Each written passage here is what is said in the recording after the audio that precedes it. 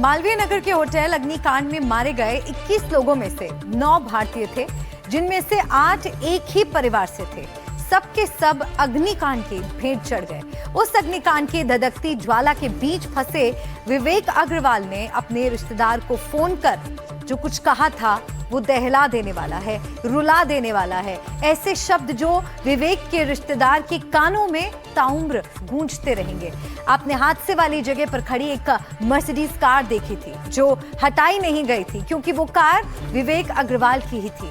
वो अंदर ही फंसे हुए थे।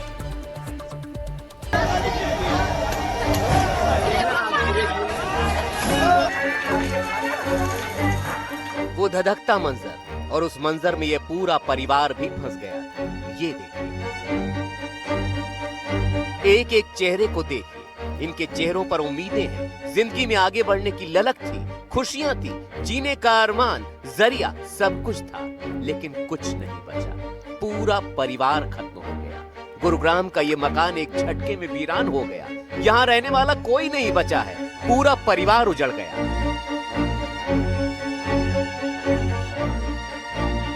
ये विवेक अग्रवाल हैं और ये है इनकी पत्नी तर्जनी अग्रवाल।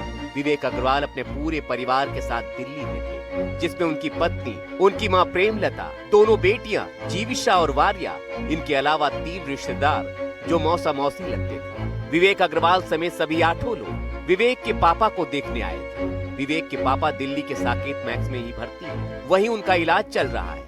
उन्हीं से मिलने, उन्हीं को देखने के लिए यह पूरा परिवार फ्लोरिस्ट स्टे में रुका हुआ था।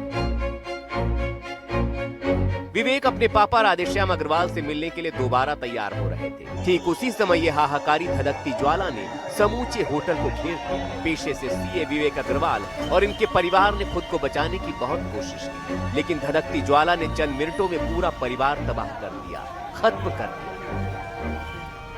किस्मत का खेल तो देखिए, विवेक की सबसे छोटी बेटी जीविशा, जो बेंगलुरु में रहती थी, वो सिर्फ एक दिन पहले ही अपने बीमार दादा को देखने के लिए बेंगलुरु से दिल्ली लौटी थी। लेकिन उसे क्या मालूम था कि वो अपने दादा को देखने नहीं, बल्कि अपनी मौत से मिलने आई है। अब अस्पताल के बिस्तर पर बुजुर्ग पिता अकेले रह गए हैं। उन्हें देखने वाला कोई नहीं बचा। उन्हें मालूम नहीं है कि उनका बेटा, उनकी बहू, उनकी पोतियां और उनकी जीवन संगिनी अब इस दुनिया में नहीं है। इस कहानी का सबसे दर्दनाक हिस्सा वो आखिरी फोन कॉल है जो मौत के मुहाने पर खड़े एक भाई ने अपने ही भाई को किया था। जब होटल में आग लगी, चारों तरफ काला धुआं भर गया, तो विवेक अग्रवाल ने अपने साढ़ू भाई पुनीत गुप्ता को फोन किया। विवेक ने कहा, भाई चारों तरफ धुआं है, सांस नहीं आ रही है, शायद अब हम लोग नहीं बचेंगे। फोन के दूसरी तरफ पुनीत चिल्ला रहे थे। वो कह रहे थे, विवेक रुमाल गीला करो, मुंह पर बांध लो, खिड़की के पास जाओ। पुनीत के मुताबिक जब तक पहुंचे वो सकरी गली थी, कोई फायर एस्केप नहीं था। जब तक वो अस्पताल पहुंचे तो वहां अपनों की लाशें देखकर पहचान भी नहीं हो पा रही थी। सब कुछ जलकर राख हो चुका था, खाक हो चुका था। सिस्टम की बदइंतजामी के आगे वो रुमाल छोटा पड़ गया था, जिसे नाक पर लगाने के लिए पुनीत ने बोला था। जब तक रिश्तेदार होटल पहुंचे तब तक सब कुछ खत्म हो चुका था। विवेक के गुरुग्राम में सेक्टर 46 वाले घर के पड़ोसी भी हैरान थे। यह बहुत दुखद हादसा है। विवेक जी हमारे पड़ोसी हैं। विवेक अग्रवाल जी बहुत ही अच्छे आदमी हैं थे। अभी उसकी घरवाली भी बहुत अच्छी थी, उसकी मिसेज थी, वो उसकी माता भी, 2 बच्चे थे उनके फादर भी यहीं हमारे पार्क में हमारे साथ घूमते थे। और बड़े दुख की बात यह है कि हमारे से खुद से सहन नहीं हो रहा, हम खड़े हो नहीं पा रहे। इतने सज्जन आदमी और पूरे परिवार, भगवान, मुझे तो अब भी ये लगता नहीं है कि वो ऐसा उनका हादसे में कोई मौत होगी है। इस अग्निकांड ने सिर्फ विवेक के सीधे परिवार को ही नहीं उजाड़ा। विवेक के पिता को देखने आए राजस्थान के किशनगढ़ से उनके मामा अशोक गोयल, मामी कमला गोयल और चाचा झुमरीलाल गोयल भी आए थे। वो भी उसी होटल के कमरों में थे। वो भी विवेक और उनके परिवार के साथ अग्निकांड में जल गए।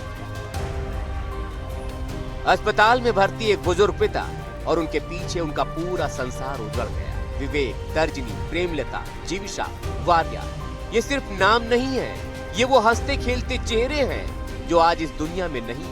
राधेश्याम अग्रवाल जब घर लौटेंगे, उनके दर्द की भरपाई दिल्ली का कोई मुआवजा, कोई सिस्टम नहीं कर सकता। साहिल मनचंदा के साथ ब्यूरो रिपोर्ट, एनडीटीवी इंडिया। तो इस अग्निकांड में एक तरह से आप देखिए कि एक पूरा परिवार उजड़ गया, विवेक अग्रवाल का पूरा परिवार खत्म हो गया। ऐसी ही कहीं कहानियां हैं जो इस हादसे के साथ जुड़ी हैं। मेरे सहयोगी अश्विन सिंह इस खबर पर हमारे साथ जुड़ गए हैं। अश्विन का मैं रुख करना चाहूंगी। अश्विन, लगातार ग्राउंड जीरो से आपने इस खबर पर रिपोर्टिंग की है, क्या कुछ आपने वहां पर देखा, किस तरह की लापरवाहियां थी और आखिर कौन है इन ये जो तमाम जाने गई हैं उसके पीछे जिम्मेदार? देखिए, आज जब हमने कल से रिपोर्ट कर रहे हैं और हमने दिखाया कि किस तरीके से अंदर जो है इलीगल कंस्ट्रक्शन किया गया था। पहली बार तो 2 बिल्डिंग की परमिशन 105 मंजिला बना लिया गया, खिड़कियां नहीं थी। फायर ब्रिगेड ने कहा कि उन्हें कटर से काटना पड़ा, रास्ता पर जाके वो खिड़कियां खुली और लोगों को बाहर निकाला जा सका है। बजाज को आज कोर्ट में पेश किया गया। पेशी के दौरान सबसे पहले पुलिस ने कहा कि हमें 4 दिन की रिमांड चाहिए, क्योंकि जो आरोपी है अगर वो बाहर रहा तो जो चश्मदीद है, यानी जो उसके होटल में काम करते हुए कर्मचारी, उनको डरा धमका सकते हैं। इस वजह से हमें इनको रिमांड पर लेना है और इनसे पूछताछ करनी है। इस वजह से इनको रिमांड दिया जाए। कोर्ट में काफी जिरह हुई और उसकी तरफ से जो लोकेश बजाज के वकील है उन्होंने कहा कि पुलिस ने पहले इनको गिरफ्तार कर लिया, लेकिन अभी तक हमें एफआईआर की कॉपी नहीं दी गई है। इस वजह से पहले हमें एफआईआर दिया जाए, बताया जाए कि किस कानून के तहत और किस जुर्म में इनको गिरफ्तार किया गया। तो पुलिस ने कहा कि पहले ही हमने जो लोकेश बजाज है उनसे अरेस्ट वारंट पे साइन करवाया है, इसका मतलब हमने उनको पहले ही बता दिया है। साथ साथ पुलिस ने यह भी कहा है कि इस पूरे मामले में कई तहकीकात, और सबसे महत्वपूर्ण बात जो पुलिस ने आज कही है वो ये कहा कि साल 2024 में भी लोकेश बजाज के खिलाफ एफआईआर दर्ज हुई है और वो एफआईआर भी इसी होटल से जुड़े एक मामले में दर्ज की गई थी। तब भी अगर पुलिस ने चेतावनी उस समय एफआईआर को ध्यान देकर ये कार्रवाई की होती तो शायद आज ये हादसा ना होता, क्योंकि 24 में यानी 2 साल पहले इस मामले को लेकर, उसी होटल को लेकर लोकेश बजाज पर केस दर्ज हुआ था, लेकिन पुलिस ने उस समय लगातार देखिए सवाल यही बना हुआ है, आखिर जिम्मेदार अधिकारियों की नींद कब टूटेगी, क्योंकि ये पहला वाकया नहीं है जो दिल्ली में हुआ है। ऐसी घटनाएं, ऐसी दुखद घटनाएं पहले भी दिल्ली में हो चुकी हैं और ना जाने भविष्य में भी हो सकती हैं अगर अब सीख नहीं ली गई। बहुत शुक्रिया अश्विन आपका इस पूरी जानकारी के लिए। तो देखिए, अश्विन की तरह हमारी टीम के और सदस्य भी लगातार ग्राउंड पर मौजूद हैं। एनडीटीवी संवाददाता तेजश्री ने भी हादसे के चश्मदीदों के साथ बातचीत की। आइए सुनते हैं उन्होंने क्या बताया। कल जब आप गए वहाँ पर तो अब किस तरह से जो गेस्ट थे वहाँ पर वो किस कंडीशन में थे? कोई मैम, अंदर का मंजर जो था वो बहुत खौफनाक था। जब हम अंदर घुसे तो हमने देखा बेसमेंट से ही हमने अंदर घुसे, हम fire fighting and Delhi police के साथ। जैसे ही हम अंदर घुसे तो एक 25 ईयर ओल्ड लड़की थी जो रिसेप्शन के पास पूरी जल चुकी थी, जिसके दोनों हाथ और पैर अकड़े हुए थे, जिसको सबसे पहले हमने बाहर निकाला, वो ब्रॉड डेड थी। उसके बाद आगे गए, एक पेशेंट के पास ऐसी गरी हुई थी रिसेप्शन के पास, 25 ईयर ओल्ड होगी लगभग उसकी एज, वो अकड़ी हुई थी प्रॉपर। और जब हम उससे आगे बढ़े तो एक व्हील चेयर पर, शायद वो पेशेंट ही था, वो पूरा जल चुका था व्हील चेयर पर बैठा हुआ, और फिर वो भी डेड था। फिर उसके आगे गए तो वहाँ पे 3 पेशेंट थे, तीनों फॉरनर्स थे, वो अनकॉन्शियस थे। तो हमने वहाँ पे CPR दिया। मैं खुद एक हेल्थ केयर वर्कर हूँ, मैक्स हॉस्पिटल में काम करता हूँ। तो हमने बाहर निकाला, इसने मेरे सपोर्ट किया जैसे जैसे मैंने इनको बताया किया।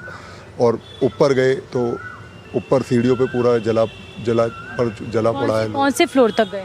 हम पूरे फ्लोर पे गए, नीचे से ऊपर तक, बेसमेंट से 5th फ्लोर तक लोग इसी तरह से? हाँ मैम, नीचे थे थोड़े ज्यादा, 3rd फ्लोर तक थे। Ground floor, 1st floor, 2nd floor, 3rd floor तक लोग थे। और बेसमेंट में किस तरह से हालात? बेसमेंट में बहुत बुरे हालात थे। आग बेसमेंट, और सबसे पहले जब बेसमेंट में ही घुसे थे, सबसे पहले एक्सेस वहीं का मिल पाया था। तो जिसने भी ये भयावह मंजर अपनी आंखों से देखा, शायद वो ताउम्र इस मंजर को भुला नहीं पाएगा।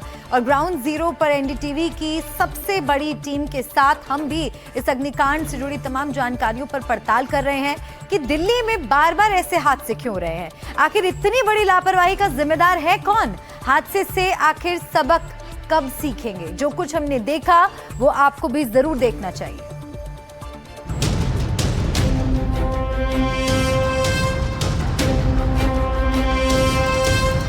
मालवीय नगर के फ्लोरिस्ट स्टे होटल की आग ने हमें मजबूर कर दिया ये पता लगाने के लिए कि आखिर आसपास के होटल्स का क्या हाल है।